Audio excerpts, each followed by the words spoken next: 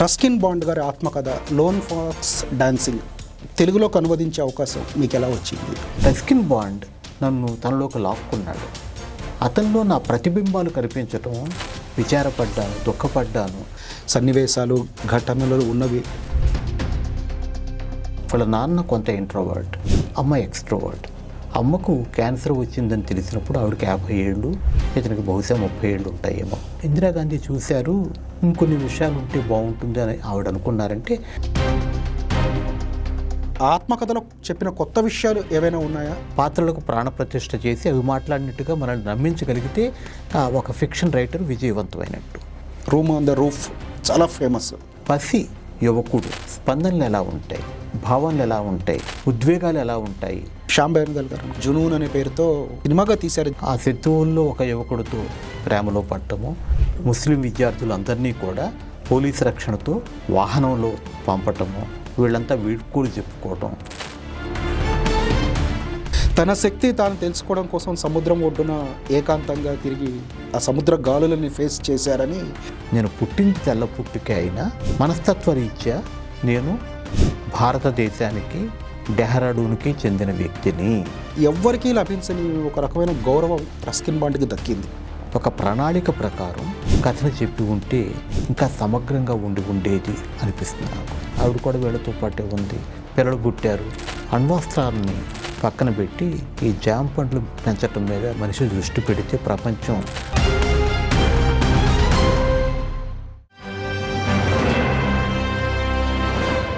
నమస్కారం, 3TV network స్వాగతం.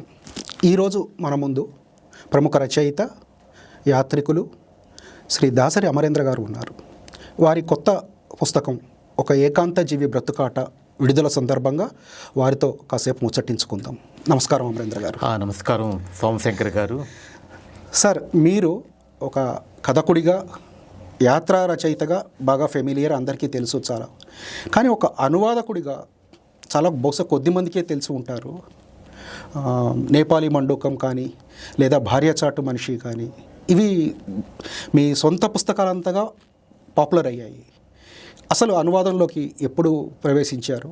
ఏ పుస్తకాలు చేశారో వివరిస్తారా? అది చాలా పెద్ద కథ. నాకు ఒక అలవాటు ఉంది. నేను చదివిన పుస్తకాలు, చదివిన కథలు ఏదైనా కూడా నాకు బాగా నచ్చితే అవి ఇంగ్లీష్లో ఉంటే, హిందీలో ఉంటే, ఇంగ్లీష్ రాని వాళ్ళకి, తెలుగు వాళ్ళకి అందించాలనే ఒక తపన నాకు చిన్నప్పటి నుంచి ఉంది. నేను కథలు రాయటం ఎప్పుడు మొదలెట్టాను అంటే 91, 92 అనుకుంటే, దాదాపు అదే సమయంలో అనువాదాలు కూడా మొదలెట్టాను. విపుల వచ్చేది అప్పట్లో. విపుల కోసం దాదాపు ఒక 50-60 కథలు అనువాదం చేస్తుంటాను. అలాగే నేషనల్ బుక్ ట్రస్ట్ వాళ్ళ కోసం మీరు ఇందాక చెప్పిన నేపాలీ మండోకం, ఆ తర్వాత ఇంకొక మంచి పుస్తకం ఇవి చేశాను. చేసిన తర్వాత ఈ మధ్యకాలంలో నేను యాత్రికుడినైనా, యాత్రా రచయితనైనా కూడా మంచి యాత్రికుడు ఒక ఆయన నిమ్మగడ్డ శేషగిరి, ఆయన చేస్తున్న పుస్తకాలు అనువాదం చేయటం అవి బాగుంటాయి. ఏముంటుందంటే, మనం రాసేటప్పుడు మన ఆలోచనలు, మన అనుభవాలకే పరిమితం అవుతాం. ఒక మంచి పుస్తకం తీసుకున్నప్పుడు గొప్ప ఆలోచనలు, గొప్ప అనుభవాలు మనవి చేసుకుని అందరికీ చెప్పే ఒక అవకాశం వస్తుంది. కరెక్ట్. దాదాపు నేను ఎంచుకున్నవి, నేను చేసిన అనువాదాలన్నీ కూడా నేను రాసే రచనల కన్నా కూడా ఎంతో ఉన్నతమైనవి కాబట్టి అవి నాకు అందించే సంతృప్తి స్వంత రచన చేసినప్పటికన్నా ఒక్కొక్కసారి ఎక్కువగా వస్తూ ఉంటుంది. ఉదాహరణకి ఏకాంత జీవి బ్రతుకాట. రస్కిన్ బాండ్ గారి ఆత్మకథ లోన్ ఫాక్స్ డాన్సింగ్ తెలుగులోకి అనువదించే అవకాశం మీకు ఎలా వచ్చింది? అనుకోకుండా వచ్చిందండి. ఇది నేను అనుకోలేదు. కథా ప్రపంచం అన్న ప్రచురణ సంస్థ, చిన్న ప్రచురణ సంస్థను నిర్వహిస్తున్న కిరణ్ నాకు దాదాపు 10 ఏళ్ల నుంచి పరిచయం. అతను చేస్తున్న పని మీద నాకు గురి ఉంది, కొంచెం ఆరాధన కూడా ఉంది. ఆ మధ్య 2-3 ఏళ్ల క్రితం మేము అనువాదాలు కూడా ప్రచురిస్తాము అని ఒక చిన్న ఫేస్బుక్ ప్రకటన చేశారు. వెంటనే నేను ఏదో ఒకటి చేయాలి కథా ప్రపంచానికని నేను ఒక పుస్తకం మీకు చేస్తాను అన్నాను. అప్పటి నుంచి కూడా మేము ఏ పుస్తకం అనే విషయంలో చాలా తర్జనలు పడ్డాం. రస్కిన్ బాండ్ పుస్తకం చూస్తారా, ఆత్మకథ ఉంది అన్నాడు. నేను రస్కిన్ బాండ్తో నాకు దాదాపు 40 ఏళ్ల పరిచయం ఉంది. ఆయన కథలు అవన్నీ చదివాను, కానీ ఎందుకో ఒక చిన్న చూపు ఉండేది. తేలికపాటి ఆలోచనలు, తేలికపాటి జీవితాలు అవి చిత్రిస్తాడే తప్ప లోతుకు వెళ్ళడు అని ఒక అపోహ ఉండేది. దాంతో కొంచెం సందేహించాను. అయినా చదివాను, బాగానే ఉందనిపించింది. రెండోసారి చదివాను, బాగుందనిపించింది. వెంటనే కిరణ్కి చెప్పాను చేస్తాను అని.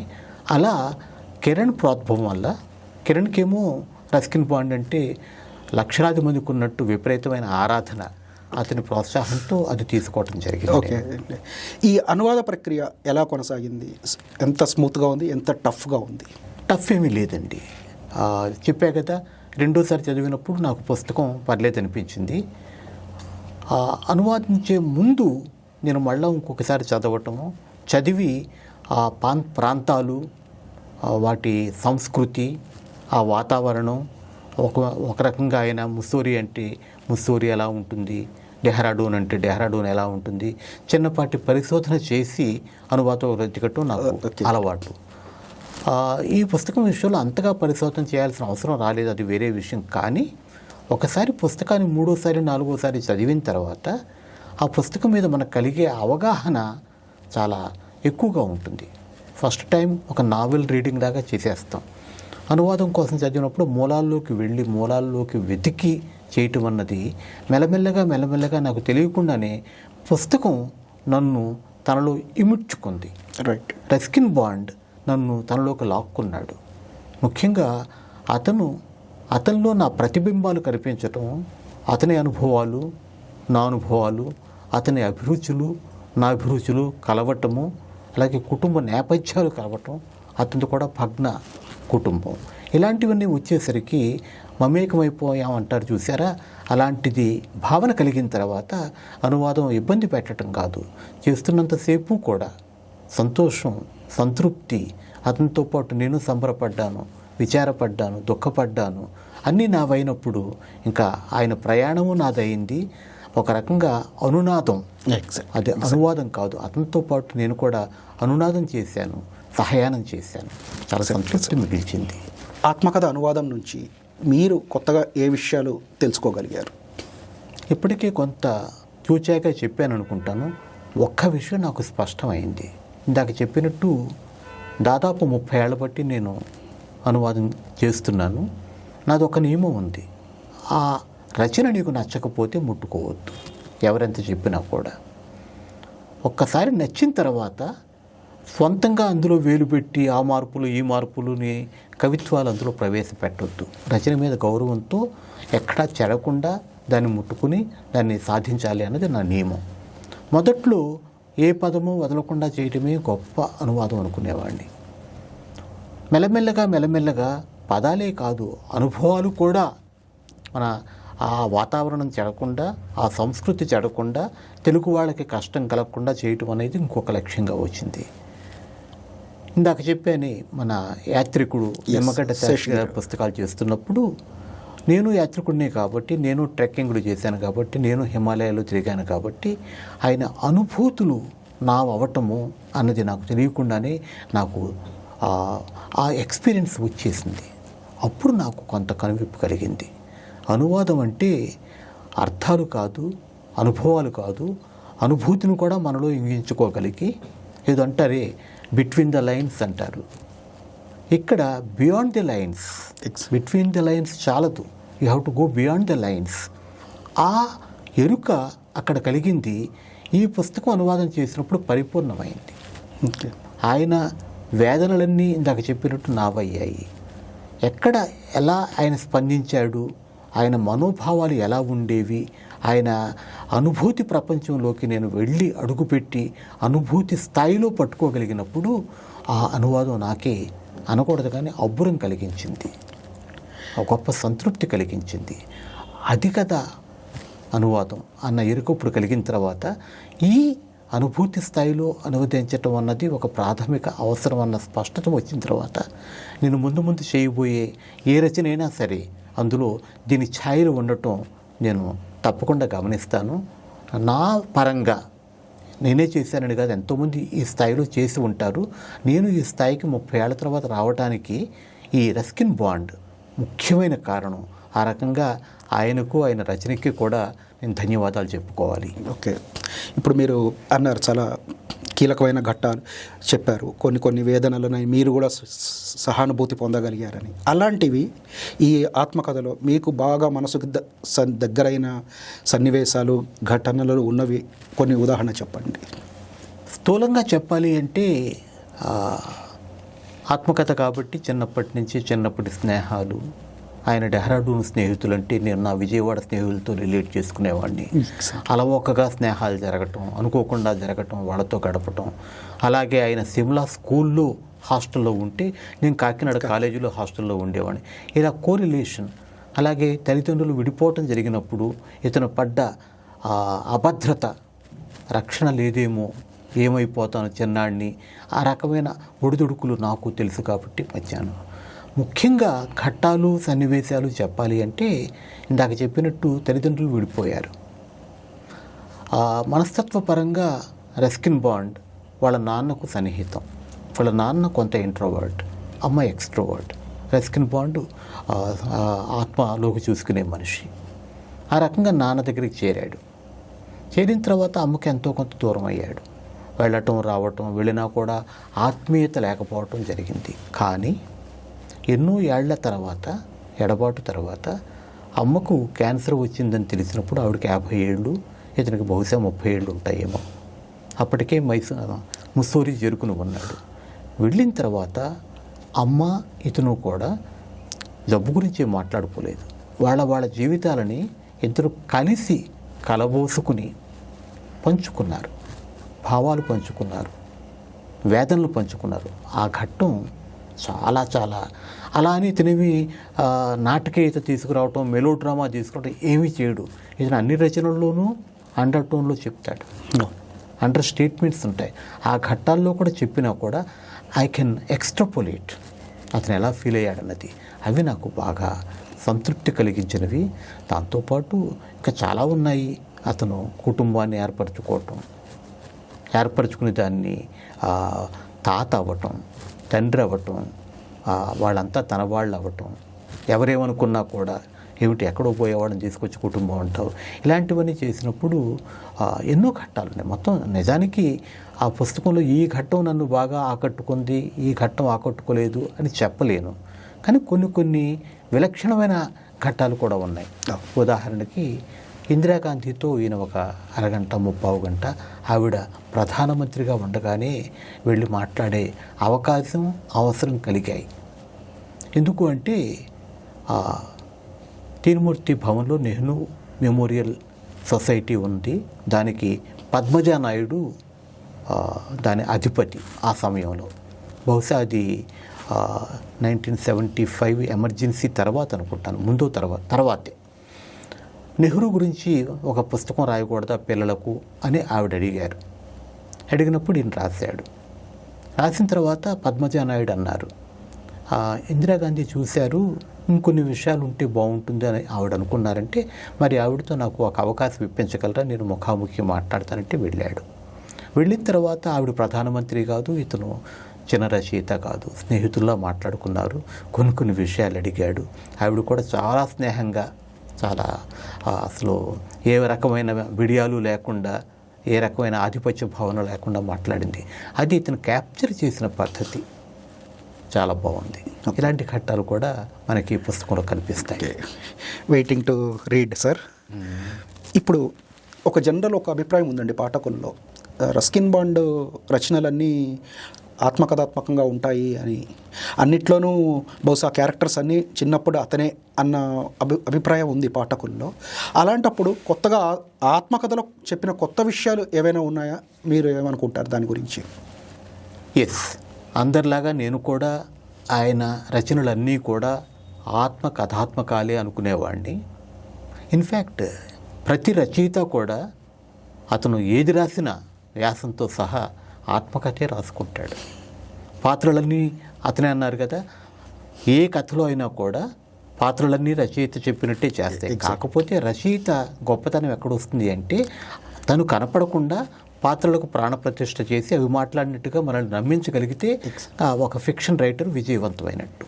ఈయన ఫిక్షన్ రాసినా కూడా మామూలు వాళ్ళు ఒక 20% ఆత్మకథ చెప్పితే ఈయన 40% చెప్పుండొచ్చు. అయ్యో, ఈయన అనుభవాలన్నీ కూడా కథలుగా చెప్పడానికి అనుకూలమైనవిగా మలచుకుని అనుకూలమైనవి. ఓకే అండి. ఉదాహరణకి ఆయన రూమ్ ఆన్ ద రూఫ్ పూర్తిగా ఆత్మకథాత్మకం. కానీ ఇందులోకి వచ్చేసరికి అవన్నీ కూడా బిట్స్ అండ్ పీసెస్. అక్కడ ఆ సంఘటన, అక్కడ ఆ ఏడాది, అక్కడ ఆ నెల, ఇవన్నీ ఆయన ఆత్మకథాత్మక చెప్పినవి. వాటన్నిటిని కూడా అనుసంధించి అనేక బంధాలు, దారాలు, తాళ్ళు మనకి ఈ ఆత్మకథలో కనిపిస్తాయి. ఉదాహరణకి వాళ్ళ అమ్మా నాన్న విడిపోవటం గురించి ఎక్కడ ఫిక్షన్లో రాసినట్టు నాకు తెలియదు. అదేనండి, నేను చదివానో లేదు తెలియదు, రాసి ఉండకపోవచ్చు. అలా ఎన్నో విషయాలు, జామ్నగర్ విశేషాలు కావచ్చు, ఇందిరాగాంధీ విశేషాలు కావచ్చు, అవి కథలో చెప్పలేరు. ప్లస్ ఒక ఆత్మకథ చెప్పినప్పుడు ఆత్మ నివేదన జరుగుతుంది, మనసు విప్పి చెప్పుకుంటాడు. ఎన్నో విషయాలు మామూలుగా స్నేహితులు కూడా చెప్పనివి తన ఆత్మకథకు చెప్పుకుంటాడు. అలా ఆ లింకులు, అలాగే తన రచయిత అయిన విధానం గురించి చాలామంది కుతూహలం ఉంటుంది. చిన్న చిన్న పుస్తకాలు కూడా వచ్చాయి, రాశారు, కానీ అవి సమగ్రంగా లేవు. ఇందులో అతను ఎలా ఎవాల్వ్ అయ్యాడు, ఎంత మొండి పట్టుదలతో ముందుకు వచ్చాడు, ఇలా సమగ్రమైన అవగాహన, ఒక విలక్షణమైన జీవితం గురించి మనకు కలగాలి అంటే ఆత్మకథ ముఖ్య సాధనం.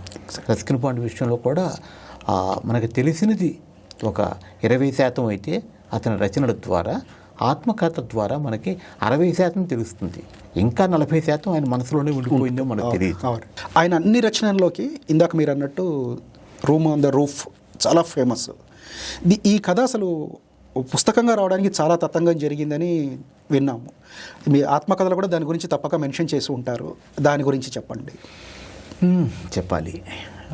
ముందే అన్నట్టుగా ఆయన 6-7 ఏళ్ల వయసులోనే చిన్న చిన్న పద్యాలు రాయటం, లిరికల్ పోయమ్స్ రాయటం, లయవన్న పద్యాలు రాయటం, చిన్న చిన్న కథలు రాయటం.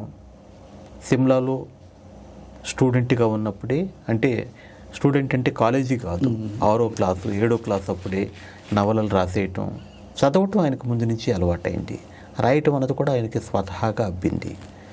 రాయటమే నా జీవితం అన్న అవగాహన కూడా అతనికి 13-14 ఏళ్లకే కలిగింది. ఆ అనుభవాల్లోంచి రాసినవన్నీ కూడా ఆయన ఎక్కడో చోట పబ్లిష్ అవుతూనే ఉండేవి చిన్న వయసు నుంచి కూడా. ఈ room on the roof publish అయినప్పుడు అతనికి 17 ఏళ్ళు, అంటే 15-16 సంవత్సరాల వయసులో రాసుండాలి. దానికి ప్రేరణ ఏమిటంటే ఇందాక మనం చెప్పుకున్నాం కదా, డెహ్రాడూన్లో సిక్కు యువకులు, డెహ్రాడూన్ యువకులు, తన వయసు వాళ్ళు, చదువుకున్న వాళ్ళు, చదువుకొని వాళ్ళు, ఉన్నత వర్గాల వాళ్ళు, వాళ్ళందరితోనూ స్నేహం చేయటము, ఆ నేపథ్యం తీసుకున్నాడు. తీసుకుని తన జీవితము, తన కుటుంబము, ఉండి లేని కుటుంబము, అవి కూడా చూచాయిగా చూపించాడు. ఆ పుస్తకంలో జరిగింది ఏమిటి అంటే, ఒక 15-16 ఏళ్ల పసి యువకుడు స్పందనలు ఎలా ఉంటాయి, భావనలు ఎలా ఉంటాయి, ఉద్వేగాలు ఎలా ఉంటాయి, వాటిని చాలా బాగా పట్టుకోగలిగాడు. అది ఆ పుస్తకం పట్టుకుని అతను ఇంగ్లాండ్ వెళ్ళాడు. అప్పటికే రచయిత అవ్వాలి అని ఒక నిర్ధారణకు వచ్చేసాడు. అందరూ పిచ్చివాడ, ఏమిటిది, ఇది సాధ్యం కాదు అని అప్పుడే చెప్పారు, ఇప్పుడు చెప్తూ ఉంటారు. అయినా కూడా అతను నిర్ణయించుకున్నాడు. అమాయకత్వమే నిర్ణయించుకున్నప్పుడు తర్వాత విజయవంతమయ్యాడు, వేరే విషయం. వెళ్ళి ఇంగ్లాండ్లో ఉంటే ఇంగ్లీష్ రాసే వాళ్ళకి ఒక చక్కటి వేదిక ఏర్పడుతుందని ఒక భ్రమలో వెళ్ళాడు. వెళ్ళి అక్కడ దాని మెరుగులు దిద్దాడు, పబ్లిషర్స్కి ఇచ్చాడు. గ్రహం గ్రీన్ లాంటి వాళ్ళతో పరిచయం కాదు కానీ వాళ్ళందరినీ చూశాడు. పబ్లిషర్లు ఇష్టపడ్డారు. అదృష్టవశాత్తు అతనికి ఒక మంచి ఎడిటర్ దొరికారు, డయానా అని, సమర్థవంతురాలైన ఎడిటరు. చక్కగా చదివింది, అబ్బాయి ఇది పరిణితి ఉన్న నవల కాదు కానీ ఇందులో ఉన్న పసితనం దీన్ని విలక్షణంగా చేస్తుంది, అంచేత పరిణితి కోసం నేను నీకు ఏమి చెప్పను, కథ ఇలా మార్చు అలా మార్చు చెప్పను, ఎడిటోరియల్ ఇన్పుట్స్ మాత్రమే ఇస్తాను అని ఆవిడ చక్కగా ఒక మార్గదర్శకత్వం చేసింది. చిన్నవాడిని పెద్దవాడిగా పరిగణించి సమవయస్కుడిగా తీసుకుని.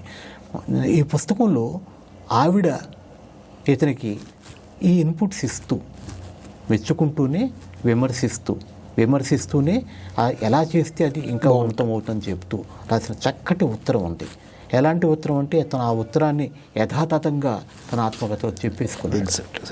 రస్కిన్ బాండ్ అనే కాదు, ఒక కొత్త రచయితకి, ఆ మాటకొస్తే అనుభవం ఉన్న రచయితకు కూడా, ఒక సంపాదకుడు, సమర్థవంతమైన సంపాదకుడు, సహృదయుడైన సంపాదకురాలు దొరికినప్పుడు ఎంతటి మేలు జరగగలదు అన్నదానికి రస్కిన్ బాండ్ మొట్టమొదటి నవల ఒక మంచి ఉదాహరణ. ఆ capturing the nuances of N young mind అది చాలా బాగా రావటం వల్ల ఆ నవల రాసి ఎప్పుడే 67 దాటింది, 50 ఏళ్ళు అనుకుంటా. అది మొట్టమొదటిసారి కాదు, ఇంకా ముందే అది పబ్లిష్ అయింది. తర్వాత ఇలస్ట్రేటెడ్ వీక్లీలో సీరియలైజ్ అయింది. అప్పుడు వచ్చిన పేరు ఇప్పటికీ కూడా రస్కిన్ బాండ్ అనగానే ఆ పుస్తకమే గుర్తు రావటం అని ఇప్పటికీ జరుగుతూ ఉంటుంది. అయితే ఈ రస్కిన్ బాండ్తో రిలేట్ అయ్యి ఉన్నది ఇంకొక మన హిందీ సినిమా ఫీల్డ్కి కూడా రిలేట్ అయ్యి ఉందండి. ది ఫ్లైట్ ఆఫ్ పీజియన్స్ అనే ఒక పెద్ద కథని శ్యామ్ బెనగల్ గారు అనుకుంటా వారు సినిమాగా తీశారు, జునూన్ అనే పేరుతో అని విన్నాము. దాని గురించి ఈ ఆత్మకథలో ఏదైనా ఉందా, ఏం చెప్తారు? అది యాక్చువల్గా ఒక జరిగిన 1857 మనం ప్రథమ స్వాతంత్ర సంగ్రామం అంటాం కదా, అప్పుడు జరిగిన కొన్ని సంఘటనలు, అందరూ కలిసి బ్రిటిష్ వాళ్ళ మీద సిపాయిల పితూరి అనొచ్చు, తిరుగుబాటు అనొచ్చు, లేకపోతే స్వాతంత్ర సంగ్రామం అనొచ్చు. ఆ సందర్భంగా ఒక ఆంగ్ల పసియువతి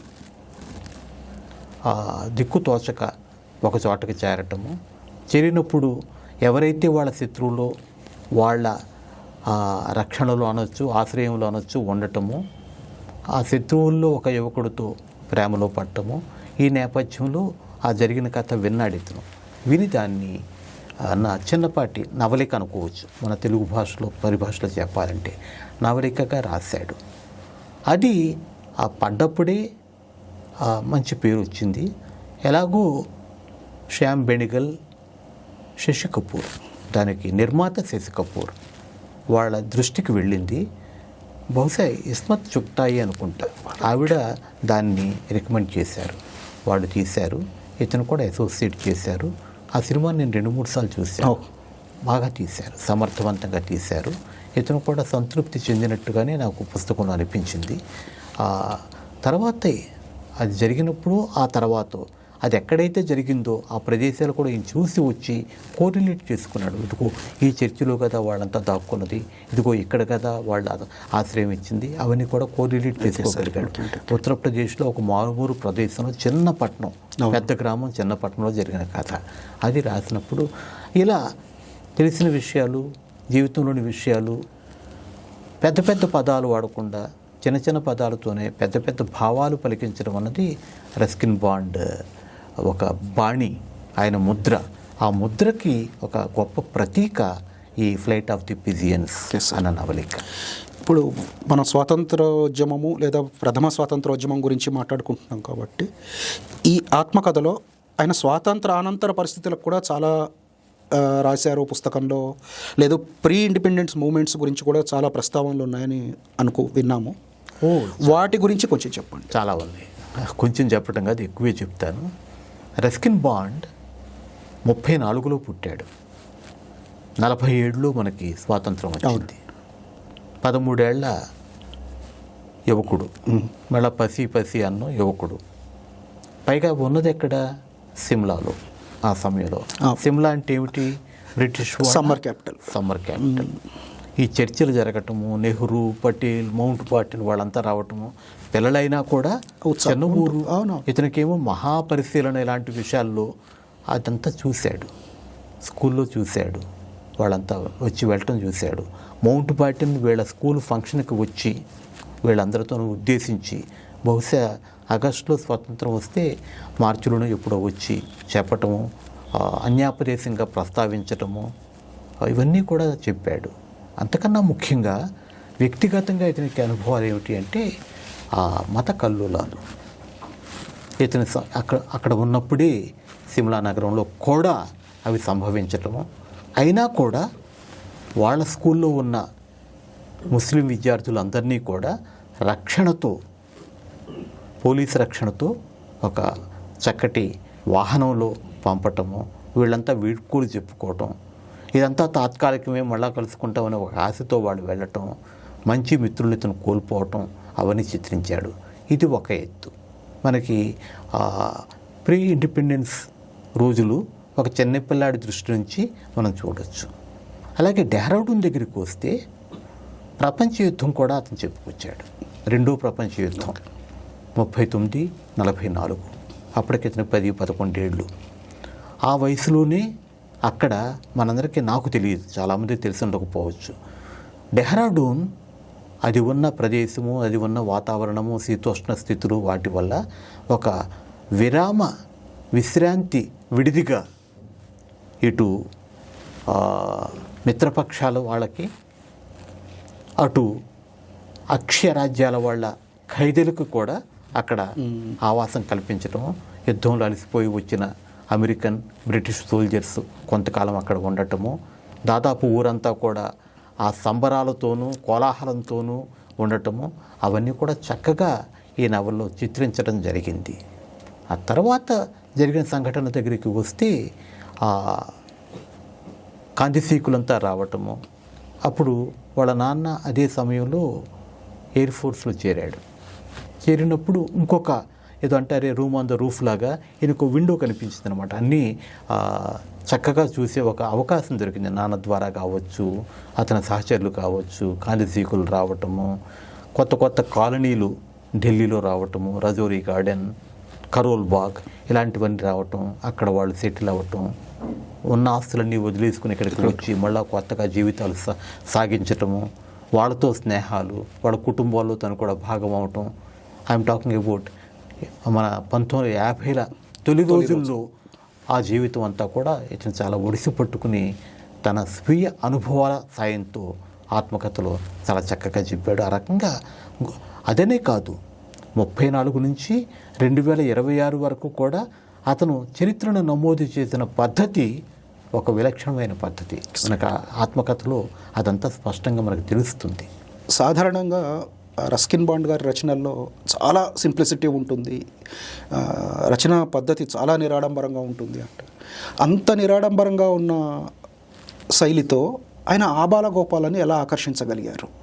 శైలి, పదాలు, వ్యక్తీకరణ సరళంగా ఉన్నంత మాత్రాన ఆ రచన తేలికగా ఉంటుంది అని నాలాగా చాలామంది అపోహపడతారు. కానీ లోతుకు వెళ్ళి చూస్తే ఏదో అంటారు, తెలుగులో కూడా ఒక పద్యం ఉంది, గుర్తురావట్ల, అలతి పదాలతో, అల్ప పదాలతో అనల్పమైన, అది అతనికి కావాలని చేసిన మ్యాజిక్ కాదు, అతనికి సహజంగా అలవడింది. అతనిలో ఒక గాఢత ఉంది, అనుభవం ఉంది, ఆలోచన ఉంది, నిండుతనం ఉంది. చిన్నప్పటి నుంచి కూడా కష్టాలు సుఖాలు చూశాడు కాబట్టి, ఆందోళనలు సంతోషాలు అనుభవించాడు కాబట్టి స్థిరత్వం ఉంది. చిత్రప్రజ్ఞత అనే పెద్ద మాట వాడిన, కానీ ఆ గాంభీర్యంలోంచి ఈ సరళత్వాన్ని తీసుకొచ్చి అండర్ స్టేట్మెంట్స్, అండర్ టోన్తో కథ చెప్పినప్పుడు ఏమవుతుంది అంటే, మొదటిసారి చదివినప్పుడు తేలిక కథ అనిపిస్తుంది. నేను చెప్పినట్టు రెండోసారి మూడోసారి చదివినప్పుడు ఆ పదాల వెనక ఉన్న గాఢత మనకు పట్టినప్పుడు, అరే ఇలా మనం చెప్పలేకపోతున్నామే అంటారు కదా.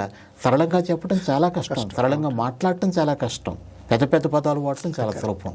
ఆ కళలో ఆరితేరిన వ్యక్తి రస్కిన్ బాండ్ అని చెప్పొచ్చు. అంచేత అతని పిల్లల కథలు రాసిన, పెద్దవాళ్ళకి రాసిన కథలు కూడా సరళంగా ఉన్నా అంత తేలిగ్గా తీసుకోకూడదు. మనం ప్రతి కథ కూడా చిన్నపాటి ముత్యాలు. అది మనం ఇందాక అనుకున్నాము, ఆయన రచయితగా రాణించడానికి కొంతకాలం ఇంగ్లాండ్ వెళ్ళారు అని. అక్కడ ఆయనకు మంచి అనుభవాలు, ఒకటి చాలా పెద్ద పెద్ద వాళ్ళని కలిశారు, అలాగే కొన్ని ఏవో చదువుకొని ఇలా ఉంటారనుకున్న వీధులు కానీ అలాంటివి అక్కడ లేకపోవడము, తర్వాత తొలి ఆకర్షణ విఫలమవడం వంటివి జరిగాయని విన్నాము. ఆయన తన శక్తి తాను తెలుసుకోవడం కోసం సముద్రం ఒడ్డున ఏకాంతంగా తిరిగి ఆ సముద్ర గాలులని ఫేస్ చేశారని మేము చదివాం ఒక సందర్భంలో. అది కూడా మీరు చెప్పాలి. అతనికి సముద్రం గాలులనే కాదు, ఏకాంతంగా ఉండటం అన్నది, ఏకాంత జీవి అని వాడని చూసారా, చిన్నప్పటి నుంచి ఒక గొప్ప లక్షణం. అతను ఒంటరిగా ఉండడు, ఏకాంతంగా ఉండటం అనేది అతను సాధించాడు. హై స్కూల్ చదువు అయిపోయిన తర్వాత, అంటే 1953, 54 అనుకుందాం, కాలేజీకి వెళ్ళకూడదని నిశ్చయించుకున్నాడు. అప్పట్లో 2-3 ఆప్షన్స్ ఉండేవి. కాలేజీకి వెళ్ళి డిగ్రీ తీసుకోవటం, లేకపోతే మిలిటరీలో చేరటం. వాడికి ఇంకో ఆప్షన్ కూడా ఉంది. అప్పట్లో ఉన్న ఆంగ్లేయులు, ఆంగ్లో ఇండియన్స్ కూడా కావాలి అంటే లండన్ వెళ్ళి స్థిరపడే అవకాశం ఉంది. ఆర్థిక వనరులు లేకపోతే వాళ్ళకి సహాయం కూడా అందించి అక్కడికి చేర్చి ఉండేవి. ఇతను వద్దనుకున్నాడు. వీళ్ళ అమ్మ కూడా వద్దనుకుంది. వీళ్ళ పిన్నులంతా కూడా 2-3 విడిపోయి అక్కడ స్థిరపడ్డారు. రైట్. ఆ నేపథ్యంలో ఎప్పుడైతే ఇతను నా జీవితానికి లక్ష్యం రచయిత అవ్వటమే అని నిర్ణయించుకున్నాడో, తను చదివిన రచయితలందరూ కూడా లండన్ వీధుల్లో డికెన్స్ కావచ్చు, ఎవరైనా కావచ్చు, తిరిగినప్పుడు అవన్నీ ఇతన్ని గట్టిగా పట్టాయి. లండన్ విడితేనే మంచి రచయిత అవ్వచ్చు, సాహితీ వాతావరణం అక్కడ ఉంది అన్న ఒక ఉద్దేశంతో వెళ్ళాడు. వెళ్ళినప్పుడు తిరిగి వద్దామనే ఆలోచన పెద్దగా లేదు. ఆ వయసులో వెళ్ళటం అనేది నిజంగా ఒక సాహసమే. అమ్మ కూడా ప్రోత్సహించింది, స్నేహితులు కొంచెం బాధపడ్డారు, వాళ్ళ పిన్ని రమ్మంది, ఆశ్రయం ఇచ్చింది.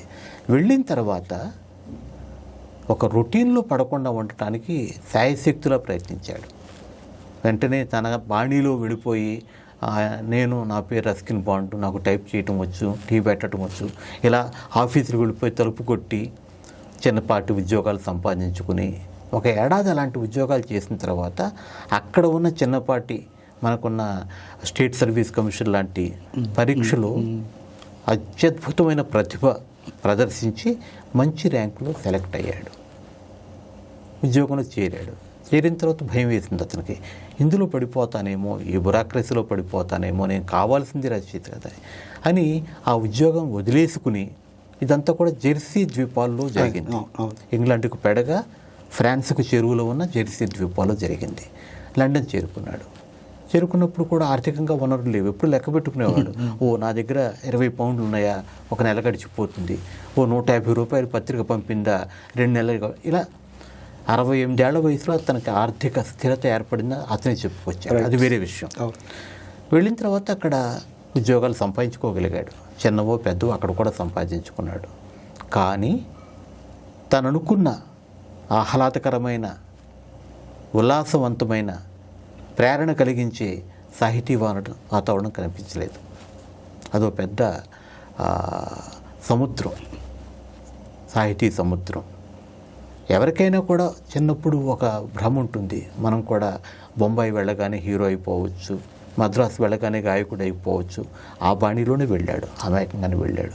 వెళ్ళిన తర్వాత క్రమక్రమంగా తన స్నేహాలు, తన జీవితం, తన ఏకాంత జీవితం, రియాలిటీస్ ఆఫ్ లైఫ్, జీవన వాస్తవాలు బోధపడ్డ తర్వాత మెల్లమెల్లగా అతనికి ఇంకో విషయం కూడా స్పష్టం సాగింది. రాయదలుచుకుంటే ప్రదేశం ఎక్కడ, ప్రచురణకర్తలు ఎక్కడున్నారు, ఇవి ముఖ్యం కాదు. మన లోపల ఎంతటి శక్తి ఉంది, తపన ఉంది, సామర్థ్యం ఉంది, అవి ముఖ్యం అన్నది కూడా మెల్లమెల్లగా అతను తెలియటం మొదలెట్టిన తర్వాత లండన్లో లేకపోయినా కూడా రచయిత అవ్వచ్చు, ఉన్నంత మాత్రం అయిపోము అన్న ఒక కనువిప్పు కలిగింది. సరే, అతను కూడా మామూలు యువకుడే ఈ విషయాల్లో. అక్కడ ఒకళ్ళిద్దరితో ప్రేమలో పడటం, వాళ్ళు కూడా ఇతన్ని ఆదరించడం, అయినా కూడా ఇతని కన్నా వాళ్ళకి కాస్త స్పష్టత ఉంది కాబట్టి ఇతను కొంచెం ఇలాంటి విషయంలో రొమాంటిక్. వాళ్ళు అబ్బాయి మనకి పడదు అని వాడు చెప్పటం, నిరాశ పొందటం, ఇలాంటి అనుభవాలని పొందాడు. పొందిన తర్వాత ఆ ప్రేమలో విఫలమవటం వల్ల కాదు, కానీ వాస్తవాన్ని అంగీకరించి ఇంకో వాస్తవం కూడా అంగీకరించాడు. నేను పుట్టింది తెల్ల పుట్టుకే అయినా మనస్తత్వరీత్యా నేను భారతదేశానికి, డెహ్రాడూన్కి చెందిన వ్యక్తిని. నా కర్మభూమి డెహ్రాడూన్, నా కర్మభూమి ఇండియా అన్న స్పష్టత వచ్చిన తర్వాత మరో ఆలోచన లేకుండా అతనే రాస్తాడు. 1 వారం జీతం కూడా వదిలేసుకుని టాటా చెప్పేసి నేను వెళ్ళిపోతున్నాను అని తిరిగి వచ్చేసాడు. అలా దాదాపు 4 ఏళ్ళు అక్కడ గడిపాడంటే అతను రాసిన వివరాలు బట్టి చూస్తే ఒక అర్థవంతమైన అనుభవాల పరంపర కలిగిన 17 ఏళ్ల కుర్రాడు 20 ఏళ్ల యువకుడిగా పరిణితి చెందటానికి పుష్కలంగా అవకాశాలు ఉన్న సమయం, సందర్భం, కాలం, ప్రదేశంలో ఆ 4 ఏళ్ళు గడిపి లండన్లోను జెర్సీ ద్వీపాలను కలిసి ఒక స్వంత వ్యక్తిత్వం, స్వంత ఆలోచన, స్వంత పరిణితి కలిగిన వ్యక్తిగా మళ్ళా ఇండియా చేరుకున్నాడు. ఆ ఘట్టాలు కూడా మనల్ని చక్కగా ఆకర్షిస్తాయి. ఆకర్షణ కాదు, ఆకట్టుకుంటాయి. సార్, ఇప్పుడు రచనల మీదే డిపెండ్ అయ్యి జీవనం గడపాలి అని నిర్ణయించుకున్న కొద్దిమంది రైటర్స్లో లేదా ఎక్కువ మంది రైటర్స్లోనూ ఎవ్వరికీ లభించని ఒక రకమైన గౌరవం రస్కిన్ బాండ్కి దక్కింది.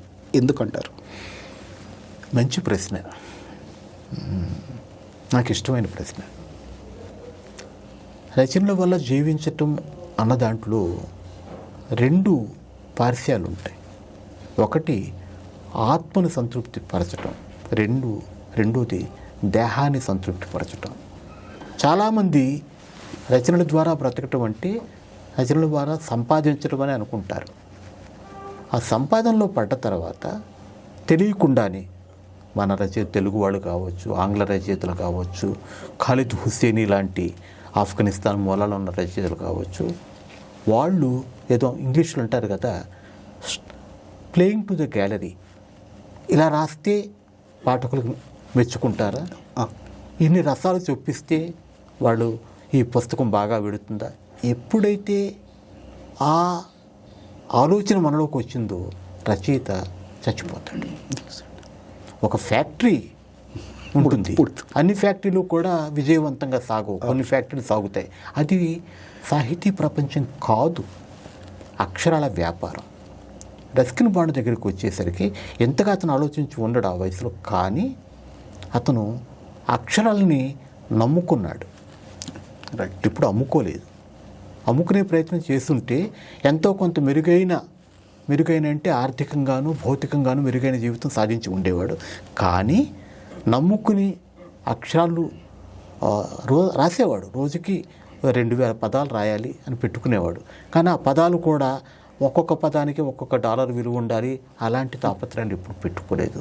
5 రూపాయలు కథకొస్తే 5 రూపాయలతో సంతృప్తి పడ్డాడు. ఇలస్ట్రే వీక్లీ వాళ్ళు 50 రూపాయలు ఇస్తే 50 రూపాయలతో సంతృప్తి పడ్డాడు.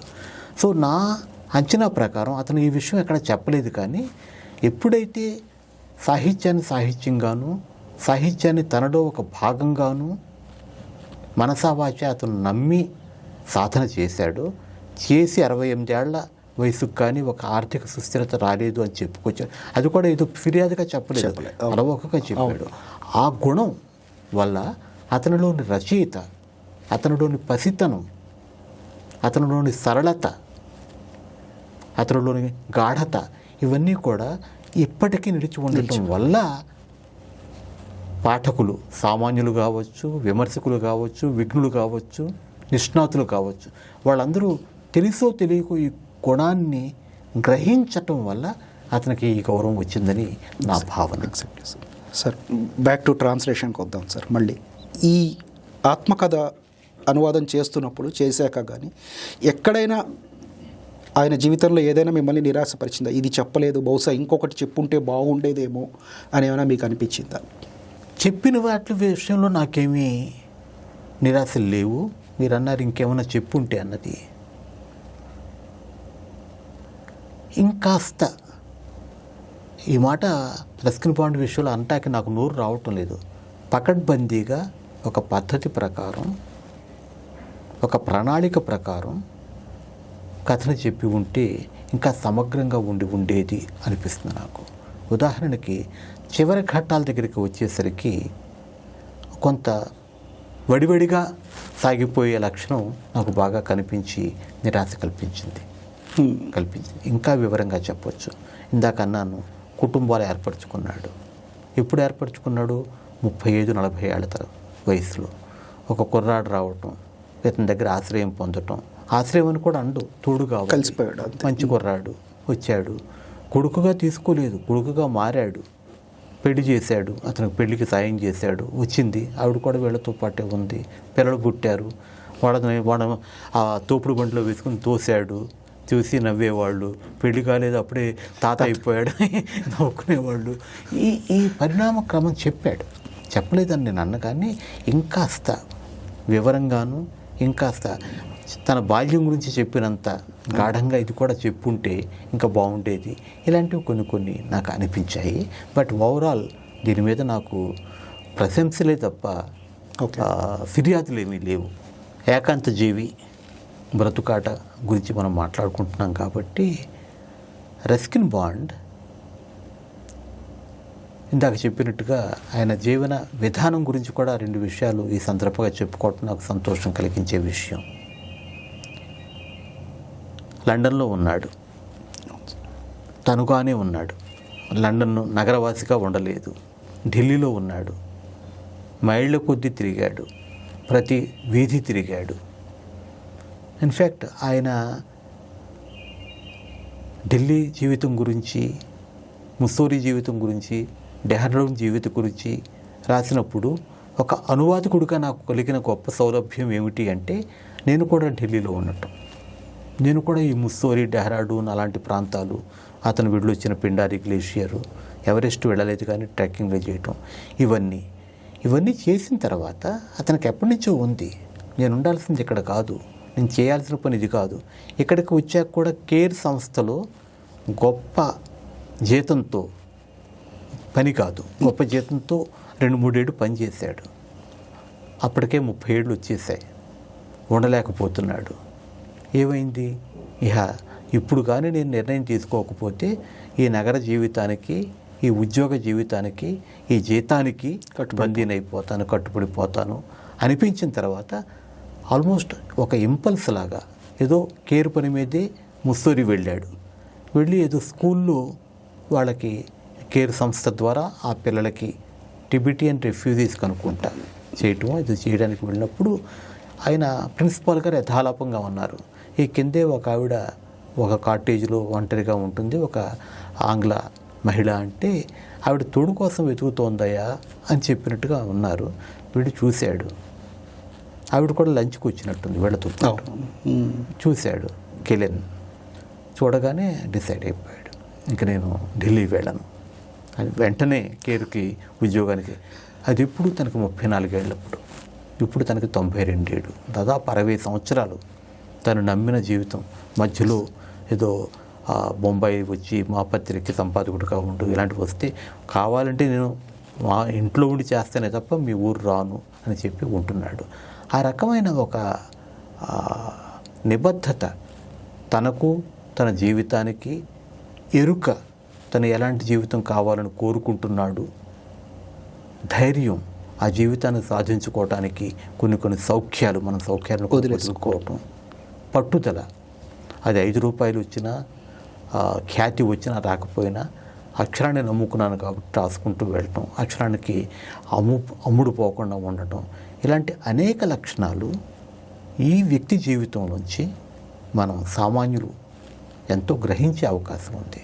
మనం అనుకుంటాం ఆ ప్రయత్నాలు చేయకుండానే రచయితగా జీవించడం సాధ్యం కాదులే, ఏ ఒక్కరికో ఇద్దరికో అవుతుంది, అందరికీ అవదు అనుకుంటూ ఉంటాం. అది పెద్ద గమ్యాలు పెట్టుకోకుండా ప్రపంచం పట్టినంత రచయిత అవ్వాలని అతను ఎప్పుడూ కోరుకోలేదు.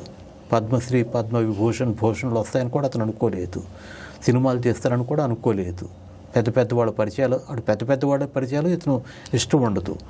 ఇవన్నీ కూడా ఒక మనిషిగా జీవించడానికి సన్యాసం తీసుకోకుండానే, మనుషులను వదలకుండానే, మనుషుల మధ్య ఉంటూనే, మనుషుల దగ్గరికి చేర్చుకుంటూనే, జీవితాన్ని కౌగిలించుకుంటూ ఉంటానే తను ఏకాంతంగా ఎలా ఉండవచ్చు అన్న విషయానికి ఆయన గడ్డం పెంచుకోలేదు, గురువుగారు కాదు.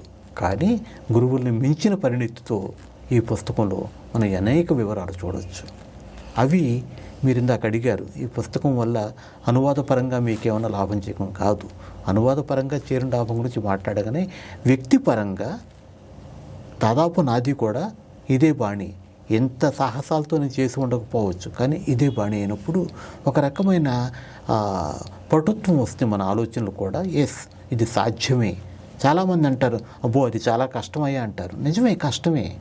కానీ కష్టసాధ్యమా కాదా? అవును. సాధించుకోవచ్చు కదా. ఇతను కష్టం అనుకోలేదు.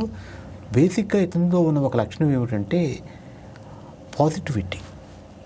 అన్ని విషయాల్ని కూడా ఒక చక్కటి సంకల్పంతో, కష్టాలు వచ్చినా కూడా పెద్దగా పట్టించుకోకుండా ముందుకు విడిపోవటం, తన అవసరాలు కూడా చాలా తక్కువ. ఇవన్నీ మనం చూసినప్పుడు ఒక మంచి ప్రతీకగా ఈ 21వ శతాబ్దంలో సోకాల్డ్ ఆయన చివరిలో ఒక మాట అంటాడు, మనకి అణ్వాస్త్రాలని పక్కన పెట్టి ఈ జామ పండ్లు పెంచటం మీద మనిషి దృష్టి పెడితే ప్రపంచం మరి కాస్త బాగుంటుందని ఆ మాటతో ముగిస్తాడు అనుకుంటాను. అవును. అది చెప్పటం చాలా సరళంగా చెప్పాడు, కానీ చాలా లోతైన అర్థం ఉంది. ఆ రకంగా ఈ పుస్తకం బయటికి రావటం, ఇది నాకు నేను అనువాదం చేశానని కాదు, ఇది బయటికి వచ్చి 10 మంది తెలుసుకున్నప్పుడు, ఆ జీవితాన్ని తమదిగా చేసుకున్నప్పుడు, ఆ జీవితంలో మమేకమైనప్పుడు, అప్పుడు ఈ నేను కానీ కిరణ్ కానీ పడ్డ తపనకు ఒక ప్రతిఫలం దొరుకుతుంది అని. యాజ్ ఇట్ ఈజ్ పుస్తకం రాసినప్పుడే నాకు అర్థమైపోయింది, దీని నుంచి నేను ప్రతిఫలం ఆశించక్కర్లేదు, నాకు కావాల్సిన సంతృప్తి దొరికింది అని. కానీ ఇది 10 మందికో 100 మందికో 1000 మందికో వెళ్ళటం కూడా అవసరం. కాబట్టి మీకు ఇలాంటి కార్యక్రమాలు చేస్తే ఇప్పుడు మీరు చెప్తున్నంతసేపు కూడా మాకు చాలా కుతూహలంగా ఉంది, ఎప్పుడెప్పుడు పుస్తకం సిద్ధమవుతుంది. పుస్తకం ప్రింట్కి వెళ్ళింది, బహుశా ఇంకొక వారం రోజుల్లో పుస్తకం తయారవుతుంది. కిరణ్ ఒక కొత్త పద్ధతిలో పుస్తకాన్ని పరిచయం చేయాలనే ఒక పట్టుదలతో హైదరాబాద్ నగరంలోనే తిరుగుతున్నాడు. ఓకే అండి. అది జరిగినప్పుడు మీ అందరికీ తెలియజేస్తారు. ఇక లాస్ట్లోకి వస్తాం sir. Apart from this book ఇంకా మీరు ఏం అనువాదాలు చేస్తున్నారు? భవిష్యత్తులో ఎలాంటి పుస్తకాలు అనువాదం చేయాలని అనుకుంటున్నారు? ఒక ప్రణాళిక అంటూ పెట్టుకోను. ఇప్పుడు చదవటం విషయంలో కానీ రాయటం విషయంలో కానీ తత్వర నిర్ణయాలే తీసుకుంటా తప్ప శాశ్వత నిర్ణయాలు లేకపోతే పెద్ద పెద్ద ప్లాన్స్ వేయటం కాదు. ఉదాహరణకి నాకు తెలియకుండానే గత 3-4 ఏళ్లుగా నేను నిమ్మగడ్డ శేషగిరి గారితో కలిసి ప్రయాణాలు చేస్తున్నారు. అనుకోకుండా మీలాంటి వారు మీరేనేమో నాకు గుర్తులేదు అన్నారు. ఎవరో ఒక ఆయన తెలుగు ఆయన లండన్లో స్థిరపడ్డాట, కాకినాడలో చదువుకున్న డాక్టరు, బాగా రాస్తున్నాడు ఫేస్బుక్ పోస్టులు అని. ఆహా, ఎక్కడ తిరిగాడు అంటే చెప్పారు, ఇలా ట్రెక్కింగ్లు అవి చేస్తున్నాడంటే ఓ మన బాపత మనిషి అనిపించింది. ప్రయాణాలు చేయటంలో కూడా చాలా రకాలు ఉన్నాయి, అది అన్నీ పెట్టను, కానీ నా బాపత ప్రయాణాలు చేస్తున్నాడు కదా అనిపించి అతను చూశాను. చూసిన తర్వాత నచ్చాయి. ఎస్, అతను టూరిస్ట్గా కాకుండా ఒక యాత్రికుడిగా తిరుగుతున్నాడు, ఒక ట్రావెలర్గా తిరుగుతున్నాడు అన్నది స్పష్టమయ్యాక ఆయనతో సంపర్కం పెట్టుకున్నాను. ఈ పెట్టుకున్నది ఇప్పుడు ఒక 6-7 ఏళ్ల క్రితం. అప్పటి నుంచి మా మధ్య స్నేహం, డిస్టెన్స్ ఫ్రెండ్షిప్ అనుకోవచ్చు, సాగుతూ వచ్చింది.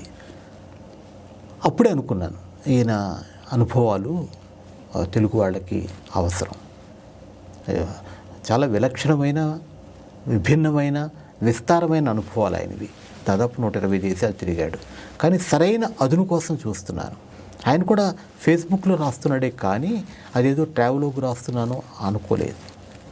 మొరాకో దేశం గురించి ఆయన రాయటం మొదలెట్టినప్పుడు ఎస్, ఇది నేను అనువాదం చేయాలనుకున్నాను.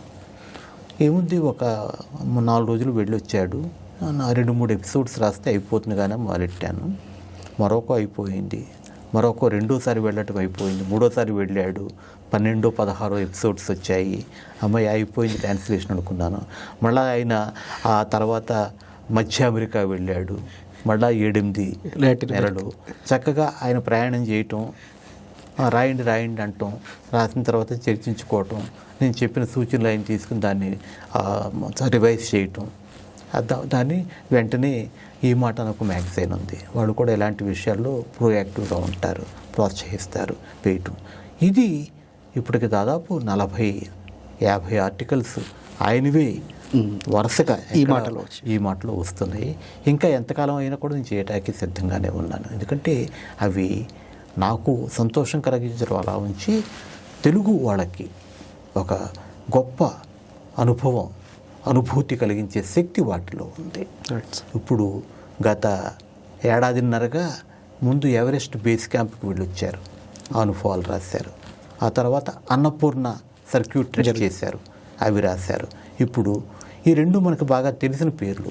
మనస్సులు అని ఇంకో సర్క్యూట్ ఉంది అక్కడ నేపాల్లోనే, దాని గురించి రాస్తున్నారు. ఈ పరంపర సాగిపోతూ ఉంటుంది. ఆ తర్వాత కూడా బహుశా ఆయన చేసిన లాటిన్ అమెరికా ప్రయాణాలు అవి కూడా చేస్తూ ఉంటాను. అవి అలా వస్తూ ఉంటే నేను చేస్తూ ఉంటాను. ఇలాంటి పుస్తకాలు కూడా నేను వెతుక్కోను. అవి నా దారిలోకి వచ్చినప్పుడు వాటిని గట్టిగా పట్టుకుంటాను. వెతుక్కుని వెళ్ళి అనువాదాలు చేయటము, ఇది చేస్తే బాగుంటుంది, ఒక టాల్స్టాయ్ చేయాలి, ఒక ఆర్కే నారాయణ చేయాలి, ఇలాంటివి నేను ఎప్పుడు పెట్టుకోలేదు. కానీ నిజం చెప్పాలి అంటే నేను ట్రావెలోగ్స్ కొంత సమర్థతతో రాస్తాను, కానీ అనుమానాలు ఉన్నాయి. ఆ జోనర్ నాకు బాగా పట్టులోకి వచ్చిందా లేదా అన్న విషయాల్లో నాకు ఇంకా అనుమానాలు ఉన్నాయి. అనువాదం దగ్గరికి వచ్చేసరికి అనుమానాలు లేవు. ఎస్, ఈ అనువాద ప్రక్రియను నేను ఎంతో కొంత సమర్థతతో, సగటును మించిన నా సగటు, ప్రపంచానికి సగటు ఉందో లేదో నాకు తెలియదు, చేయగలనన్న నమ్మకం వచ్చిన తర్వాత అనువాదాలు చేయటం మీద నాకు బాగా గురి కుదిరింది, ఆసక్తి కుదిరింది, చేస్తూ వెళుతున్నాను. సో మీ ప్రశ్నకి నేను సమాధానం స్పష్టంగా చెప్పలేను. ఇవాళ ఏం చేస్తున్నానో నాకు తెలుసు, కానీ రేపు ఏం చేస్తున్నాను, ఒక్క శాస్త్రి గారి విషయంలో మాత్రం రేపు ఆయనవి చేస్తాను. ఇంకా మిగతా వాళ్ళు ఏం చేస్తాను అన్నది నేను అంత స్పష్టంగా చెప్పలేను. మీ విలువైన సమయం కేటాయించి 3TV నెట్వర్క్ ఛానల్కి, ప్రేక్షకులకి మీ గురించి, మీ రాబోయే పుస్తకం గురించి వివరించినందుకు కృతజ్ఞతలు, ధన్యవాదాలు. Thank you. సంతోషం.